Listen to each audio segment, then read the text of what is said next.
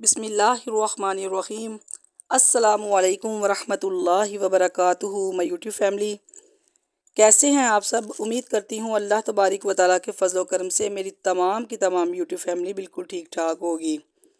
الحمدللہ اللہ تعالیٰ کی ذات کا ہم لاکھ لاکھ شکر ادا کرتے ہیں کہ اس نے ہمیں صحت و تندرستی کے ساتھ رمضان المبارک کے روزے رکھنے کی توفیق عطا فرمائی۔ اور جیسا کہ آپ سب کو پتہ ہے کہ رمضان المبارک کا آخری عشرہ چل رہا ہے، اور میرے نبی کریم صلی اللہ علیہ وسلم رمضان المبارک کے آخری عشرے میں یہ 5 کام بہت ہی زیادہ اہتمام کے ساتھ کرتے تھے، اور ہمیں بھی رمضان المبارک میں یہ 5 کام بہت ہی زیادہ اہتمام کے ساتھ کرنے چاہیے۔ عزیز بہنوں، رمضان المبارک کا مہینہ، یہ مہینہ بہت ہی فضیلت اور برکتوں والا مہینہ ہے، اور یہ تمام مہینوں کا سردار مہینہ مانا جاتا ہے۔ لیکن اس کا جو آخری عشرہ ہے نا، اس کی فضیلت اور بھی زیادہ بڑھی ہوئی ہے، اور آقا کریم علیہ السلام رمضان المبارک کے آخری عشرے میں یہ 5 کام بہت ہی اہتمام کے ساتھ کیا کرتے تھے، اور ہمیں بھی یہ 5 کام رمضان المبارک کے آخری عشرے میں بہت ہی اہتمام کے ساتھ کرنے چاہیے، اور ہمیں حکم دیا۔ وہ کون سے 5 کام ہیں میں آپ کو بتاتی ہوں۔ نمبر 1 پر، رمضان المبارک کے آخری عشرے میں عبادت الہی کا خصوصی اہتمام کریں، کیونکہ حضرت عائشہ صدیقیہ رضی اللہ تعالی عنہ فرماتی ہیں کہ نبی کریم صلی اللہ علیہ وسلم رمضان المبارک کے آخری عشرہ میں عبادت کے لیے اتنی محنت کیا کرتے تھے، اتنی محنت کرتے تھے کہ جتنی کسی اور وقت میں نہیں کرتے تھے۔ رمضان کے آخری عشرے میں میرے نبی کریم صلی اللہ علیہ وسلم خوب عبادت کرتے۔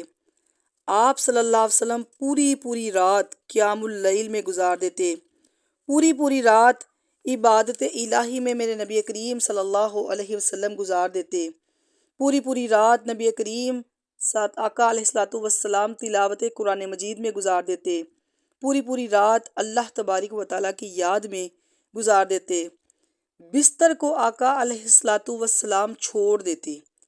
رمضان کے آخری عشرے میں آپ جتنی عبادت کرتے، جتنی محنت کرتے، کسی اور وقت میں آپ نے اتنی محنت نہیں کی جتنی آقا علیہ السلام رمضان کے آخری عشرے میں عبادت کا اہتمام کرتے۔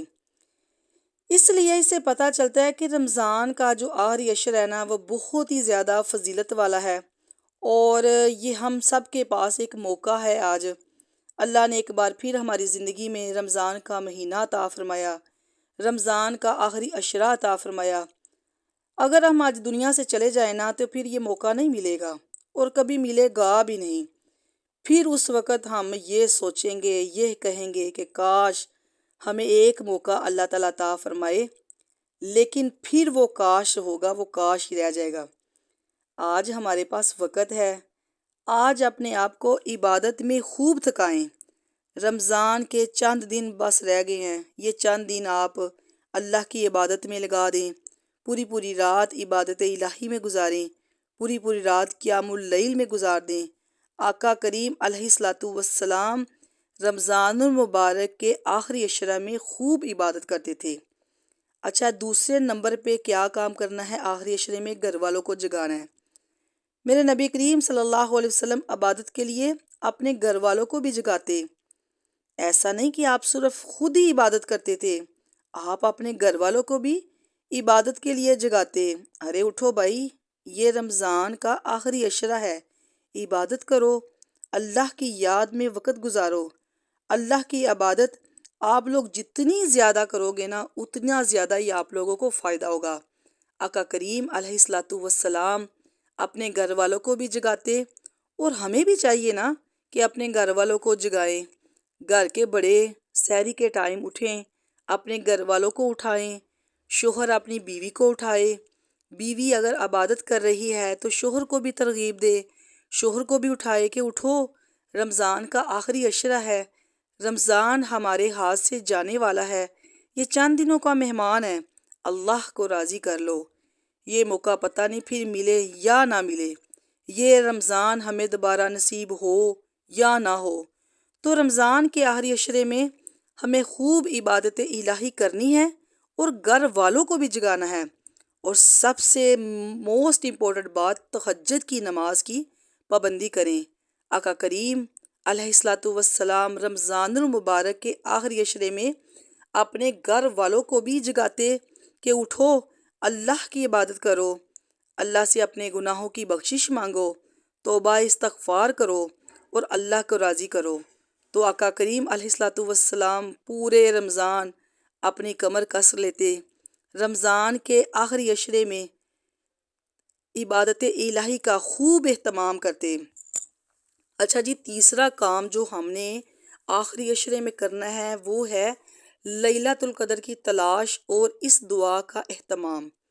آپ صلی اللہ علیہ وآلہ وسلم آخری عشرے میں لیلۃ القدر کی تلاش میں زیادہ عبادت فرماتے تھے، اور حضرت عائشہ صدیقیہ رضی اللہ تعالی عنہ نے پوچھا، یا رسول اللہ صلی اللہ علیہ وآلہ وسلم، میں لیلۃ القدر کو پالوں تو کیا دعا کروں؟ کیونکہ رمضان کریم کا آخری عشرہ ہے تو اس کی طاق راتوں میں سے کوئی ایک رات جو ہے وہ لیلۃ القدر ہے، چاہے وہ 21ویں شب ہو، 23ویں شب ہو، 25ویں شب ہو، 27ویں شب ہو اور 29ویں شب۔ ان 5 راتوں میں لیلۃ القدر کو تلاش کرو۔ ان 5 راتوں میں لیلۃ القدر کو تلاش کرنے کا اللہ تبارک و تعالیٰ کی ذات نے ہمیں حکم دیا۔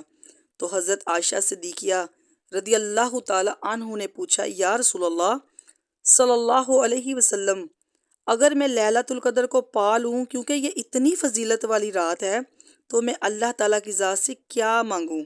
میں کون سی دعا مانگوں؟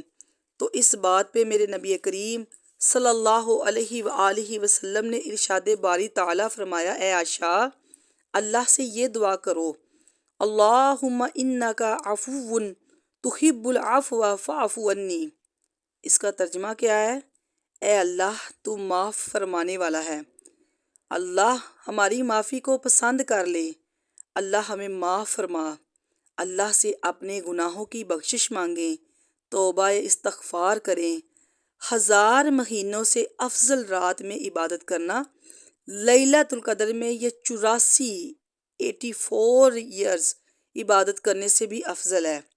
یہ 1000 مہینوں سے افضل رات جو ہے رمضان المبارک کے آخری عشرے میں آ رہی ہے، تو ہمیں اس رات کو تلاش کرنے کے لیے عبادت کا خوب اہتمام کرنا چاہیے۔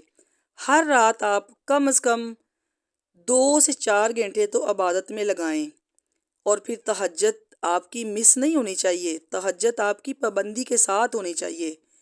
یہ تو عام دنوں میں تہجد کی فضیلت ہے نا، کہ نبی کریم صلی اللہ علیہ وسلم نے ارشاد فرمایا کہ اس وقت اللہ آسمانی دنیا پر اپنی رحمتیں نازل فرماتا ہے اور اعلان لگواتا ہے کہ کوئی ہے مجھ سے رزق مانگنے والا، کیونکہ دوسرے پارے میں ارشاد باری تعالیٰ ہے نا کہ وَإِذَا سَأَلَكَ عِبَادِي عَنِّي فَإِنِّي قَرِيبٌ أُجِيبُ دَعْوَةَ الدَّاعِ إِذَا دَعَانِ فَلْيَسْتَجِيبُوا لِي وَلْيُؤْمِنُوا بِي لَعَلَّهُمْ يَرْشُدُونَ۔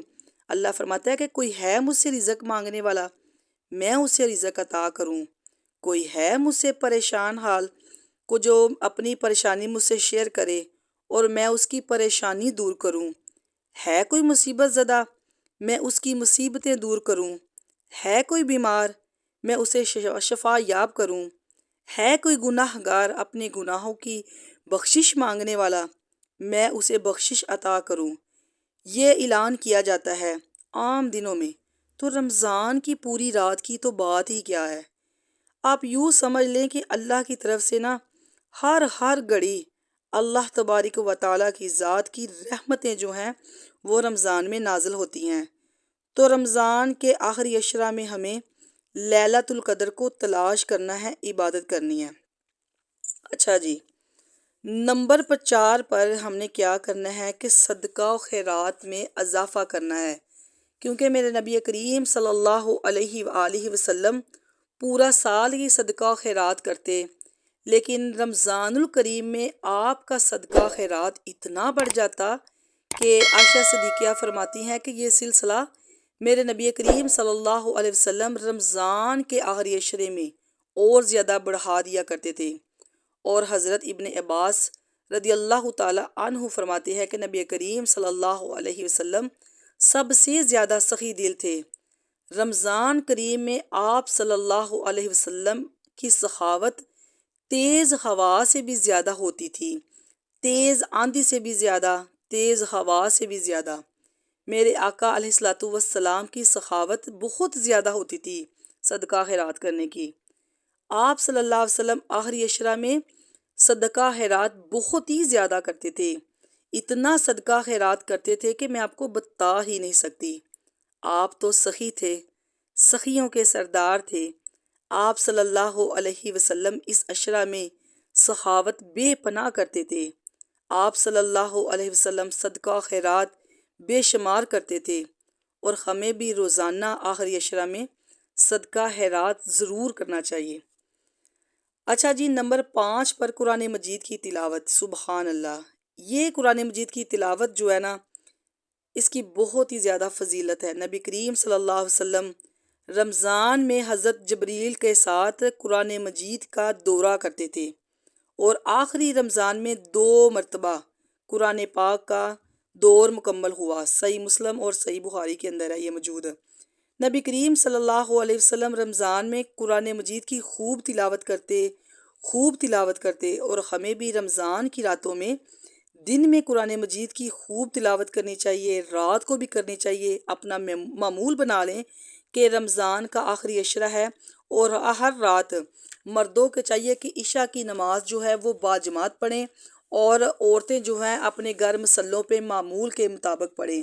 اور دوسرے نمبر پر قرآن مجید کی تلاوت آپ 2 سے 4 گھنٹے کی معمول بنا لیں، عبادت الہی میں اپنا ٹائم سپینڈ کریں، ہر رات عبادت الہی کو اپنا معمول بنا لیں، اور پھر تہجد سے پہلے اٹھ جائیں، سحری سے پہلے اٹھیں، تہجد پڑھیں۔ اس وقت اللہ تبارک و تعالیٰ کے سامنے رو رو کے، گر گڑا کے اپنے گناہوں کی معافی مانگیں، اللہ کے سامنے اپنے مسائل رکھیں، اور پھر دیکھیں کہ آپ کی زندگی کیسے چینج ہوتی ہے۔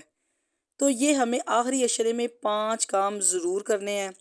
ایک تو عبادت کا زیادہ سے زیادہ اہتمام کرنا ہے، نمبر 2 پہ صدقہ خیرات کرنی ہے، نمبر 3 پر لیلۃ القدر کی تلاش کرنی ہے، نمبر 4 پر قرآن مجید کی تلاوت مقدسہ کرنی ہے، اور نمبر 5 پر خود بھی عبادت کریں، خود بھی جاگیں، گھر والوں کو بھی جگائیں، اور عبادت کو اپنا معمول بنا لیں۔